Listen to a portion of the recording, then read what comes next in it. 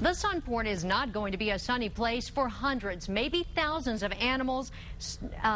Starting tomorrow, the city is going to start killing every prairie dog it can find at the airport. News 13's Jeff Todd is live at the Sunport with why the city says it has no choice.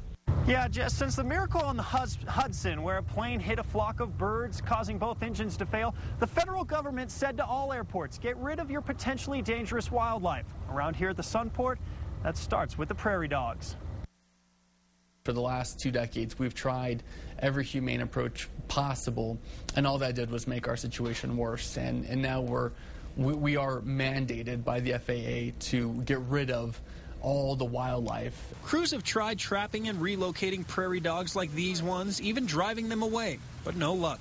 Now the federal government says if the city doesn't clean up the area around the runways, it could impose fines or even shut the Sunport down. Even though it's our property, they set the rules. And as a municipality, the only option we have is to follow the rules. So tomorrow, workers will start exterminating all the prairie dogs. We'll be out there with the USDA agents to identify some of the problem areas, but it's the actual agents who will be using the fumitoxin. The prairie dog population has dug a huge maze under and along the runways, not to mention holes everywhere, which could pose a problem if a plane were to veer off the runway.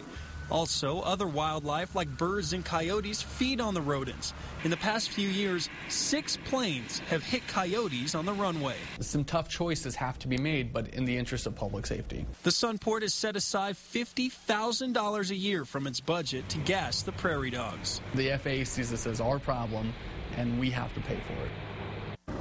Today we talked with a local advocacy group for the prairie dogs. They said they understand the situation, but they're upset because there's been no public input, and they definitely think there's a more humane way to get rid of the prairie dogs. Jess?